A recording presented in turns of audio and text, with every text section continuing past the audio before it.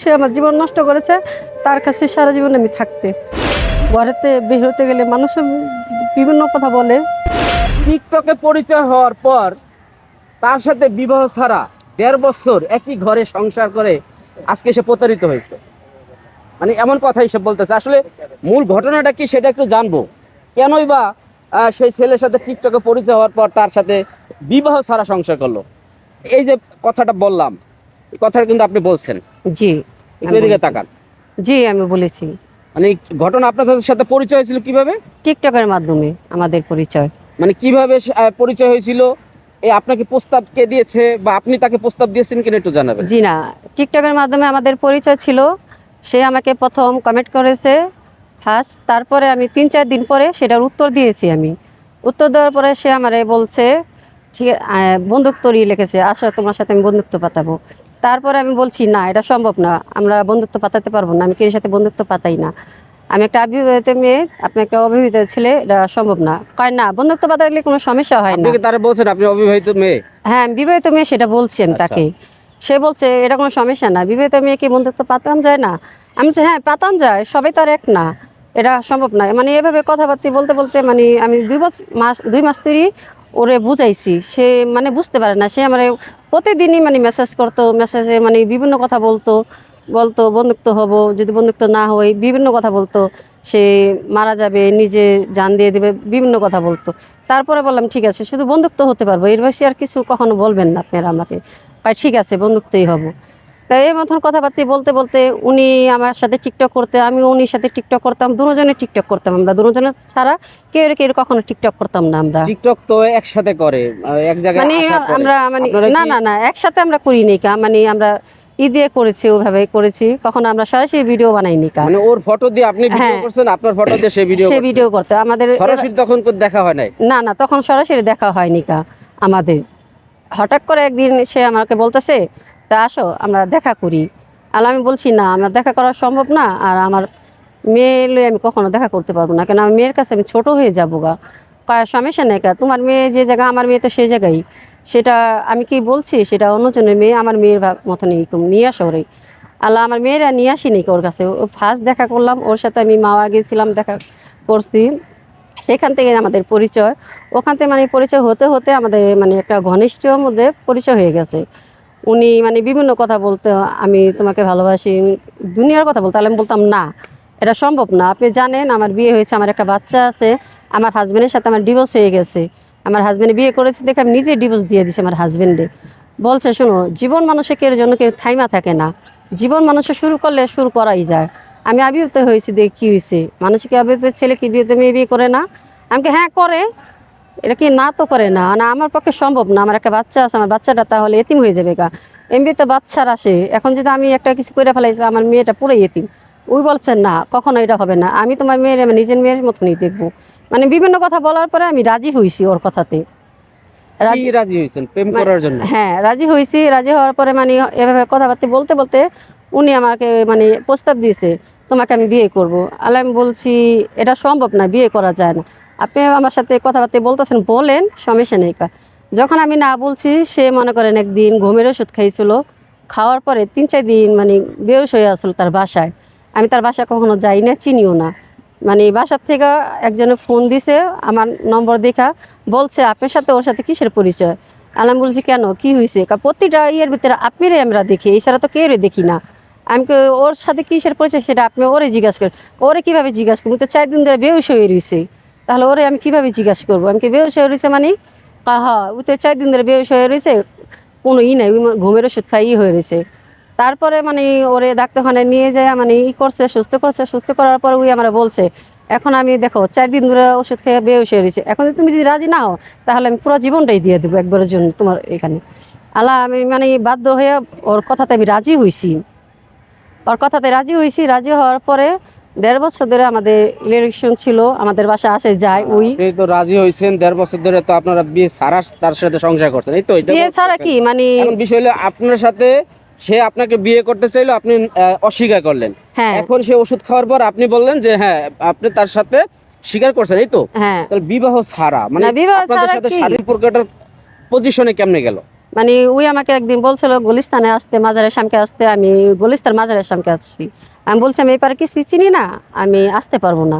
আল্লাহ ওই আবার ঠিকানা দিয়ে দিছে আমাকে, বলছে এভাবে এভাবে তুমি গুলিস্তানের মাজারে আসো, আমি এখান থেকে তোমার রিসিভ করবো। আল্লাহ গুলিস্তানের মাজার এখানে নামছি, মাজার এখানে নামার পরে মানে ওই আমার মাজার ছুঁয়েই মানে প্রথম কিরা কাটাইছে। আমি যেটা বলবো তোমার সেটা মানতে হবে, এই মাজার ছুঁয়া। আল্লাহ আমি বলছি এমন কী কথা যে আমার মাজার ছুঁয়া মানতে হবে, বা যদি মাজার ছুঁয়া তুমি না মানো তাহলে বহুত বড় একটা আমার ক্ষতি হয়ে যাবো গা। আল্লাহ বলছি ঠিক আছে, আমি মাজার ছুঁয়া মানলাম, তুমি যেটা বলবো আমি সেটাই শুনুম, যাও।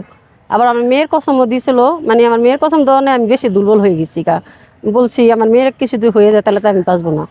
সেই কারণে ওই আমরা বলছে আমি মাঝে ছিল তোমার আমার ঘরের বউ মাইনা লইলাম আজকাল থেকে, তুমি আমার ঘরের বউ, আমার কিছুদিন তুমি সময় দাও, আমি একটু সমস্যা আছি, সেই সমস্যাটা আমি দূর কইরা তারপরে তোমার আমি আইনিভাবে কইরা বিয়ে করব, তারপরে আমার বাসায় নিয়ে যাব। আল্লাহ বলছি ঠিক আছে, সমস্যা নেই। মানুষের যদি আল্লাহর মাইনা কবুল করে মানতে পারে, আর কলমে এটা কোনো ব্যাপার না, কলমে মানুষের কি মনের ইতেই বড় জিনিস। মানে ওইভাবে আমি ওরে মানছি, মানার পরে 1.5 বছর ধরে ওই আমার বাসায় থাকে, আসে যায়। মাসের মধ্যে 15 দিন ওই আমার বাসায় থাকে। এই যে আপনি 1.5 বছর ধরে তার সাথে রইলেন, একটা মাজারের মাধ্যমে আপনি নিজে তাকে স্বামী হিসেবে গ্রহণ করছেন, হ্যাঁ ওই আর যে, সে আপনাকে স্ত্রী হিসেবে গ্রহণ করছে। আপনারও তো এর আগে বিয়ে হয়েছিল, হ্যাঁ আগে বিয়ে হয়েছিল তা আমি তো সেখানে বললাম। কি মাজারে কোনো না না বিষয় না ছিল? না না, সেটা মাজারের আমাদের মাধ্যমে কোর্ট বিয়ে ম্যারেজ, হয়? কোর্ট ম্যারেজ হয়েছে বুঝে কোর্ট বললাম। ম্যারেজ সে হয়েছে, আমাকে পারিবারিক ভাবে বিয়ে হয়? না না, সে তো আমার মানে মাঝে ছুঁয়ে কিরা কাটাই হেলাইছে আগেই, মাঝে ছুঁয়ে কিরা কাটাইছে তখন আমার আপনি মেয়ের বললেন না কেন যে আমি যতই হোক তুমি বলছি। আমাকে তারপরে অন্তত কাবিনটা যারা আছে সরা কাবিন একটা হুজুর দিয়ে তো সরা করায়, সেভাবে তো না, ওরা আমি সম্ভব ছিল। বলছি, বহুত রিকোয়েস্ট করছি, ওই আমরা বলছে তুমি আমার কিছু দিন সময় দাও, আমি কিছু টাকা ঋণ আছে আমার বাড়ি ঘর উঠাইছি, ঋণটা আমি শোধ কইরা আমি তোমার করে লইয়া যাবো। কারণ আমার বাসা তো সবাই জানে তোমার ব্যাপারে, তোমার লাগে আমার পরিচয় আছে, আমার ফ্যামিলি সবার লগে তোমার পরিচয় করাই দিচ্ছি।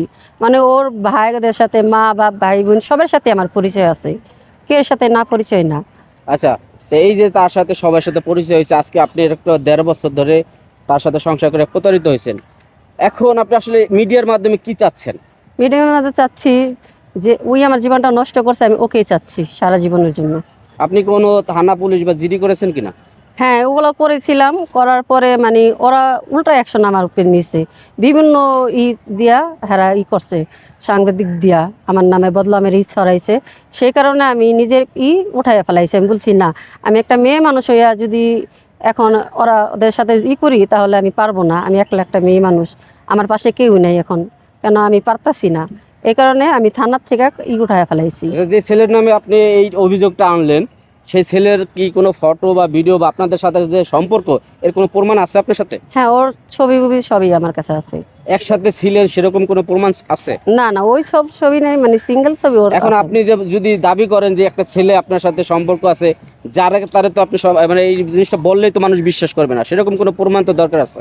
হ্যাঁ সেই মতন প্রমাণ দরকার আছে, ওই মতন কখনো করি নেই, কাজ চিন্তা করছি ওই তার ফালায় কখনো যাবে না আমাকে। মানে বিশ্বাসে অনেক দূরে গিয়ে গেছেন। হ্যাঁ এখন যে বিশ্বাসের ঘরে যে চুরি হয়েছে, এখন যে আপনি পথে পথে ঘুরতেছেন বা আপনি তাকে বিয়ে করার জন্য বিভিন্ন মিডিয়ার কাছে যাচ্ছেন, তো তাতে এখন আপনি এই যে ছেলেটার নাম এবং ঠিকানা একটু বলেন তো।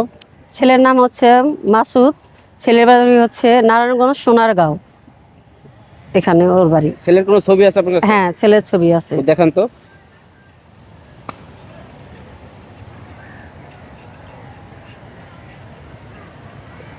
এই যে ছেলের ছবি। এই ছবিটা তোর সিঙ্গেল, আপনার সাথে কোনো ছবি নাই? না আমার সাথে কোনো ছবি নেই। তাহলে কিভাবে বুঝবে যে মানুষ যে আপনার সাথে তার সম্পর্ক আছে? তুলি নাই, চিন্তা করছি কখনো আপনারা এমন যেই কিছু- বাসায় ছিলেন একসাথে 1.5 বছর, হুম। ওখানে বাড়িওয়ালা কিছু জানে যে আপনাদের বিয়ে হয়েছে কি হয় নাই? না বাড়িওয়ালা এমন কিছু জানে না, কেন এক বাসায় ছিলেন? হ্যাঁ এক বাসায় 1.5 বছর ছিলেন? হ্যাঁ, কেন বাড়ি এলে এটা তো ফ্ল্যাটের মধ্যে, কেউ ফ্ল্যাটে তো আর কেউ যায় না, কেন বাড়ি এলে মাছ যায় ঘর ভাড়া পায়, বাড়ি এলে এইসব খোঁজ রাখে কার ফ্ল্যাটে কোনটা কার যাবে। আর আমার ফ্ল্যাটে তেমন কেউ যায় না, শুধু ওই ছাড়া আর আমার বাচ্চা ছাড়া। এই কারণে বাড়ি এলা জানে এত কিছু জিজ্ঞেস করে না। আমার জিজ্ঞেস করছে আমার বাড়ি এলা আমার হাজব্যান্ড কোথায়, আমি বলছি সে ঢাকার বাইরে কাজ করে, মাসে আচ্ছা, এখন যদি আপনি যে ফটোটা দেখাইছেন, প্রিয় দর্শক ফটোটা একটু দেখান তো, যে এই যে ফটোটা ক্লিয়ার ভাবে দেখা যাচ্ছে কিনা একটু দেখেন, যে এই ছেলেটার নামে একটি অভিযোগ এনেছে এই আপু। এখন বিষয় হচ্ছে আপনি যার নামে অভিযোগ করছেন সে হয়তো এই ভিডিওটা দেখবে বা তার আত্মীয় স্বজন দেখবে। এখন আপনাকে যদি তারা মেনে না নেয় তাহলে কি করার আছে, আপনি কি করতে চাচ্ছেন?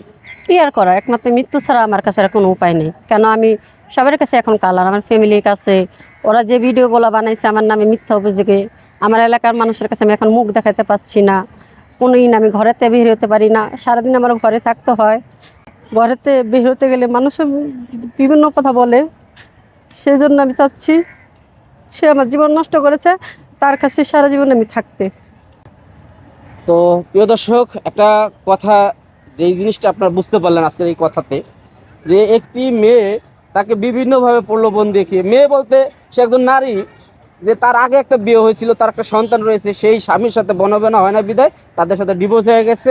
ডিভোর্সি অবস্থায় তাকে আরেকটি অবিবাহিত ছেলে বিভিন্নভাবে ফুসলিয়ে ফাসলিয়ে তার সাথে সম্পর্ক করেছে, প্রেমের প্রস্তাব দিয়েছে। তারপর তার সাথে যা ঘটছে তা তো সে বললই, যে এরকম 1.5 বছরের সংসারে কিন্তু অনেক সময়টা পার করেছে। তো এখন তার এই বিষয়টা নিয়ে আপনাদের আসলে মতামত কি? তার যে বাবা মা, এই যে ছেলের যে বাবা মা, তারাও মেনে নিচ্ছে না, এখন এই নারী পথে পথে ঘুরছে। এই ব্যাপারটা আসলে আপনারা এর কাছ থেকে অনেক বোনেরা শিক্ষা পাইতে পারেন, যে এরকম ভুল পথে কেউ পা বাড়াবেন না। আজকে মিডিয়ার মাধ্যমে সে জানাইলো, এ থেকে কিন্তু তার তার যে ক্ষতি হয়েছে সেটা থেকে আপনারা কিন্তু সবাই সচেতন হতে পারেন। তো আপনারা এই ভিডিও সম্পর্কে মতামত জানাবেন। আজকের মতো ভিডিও থেকে বিদায় নিচ্ছি, সবাই ভালো থাকবেন। আসসালামু আলাইকুম।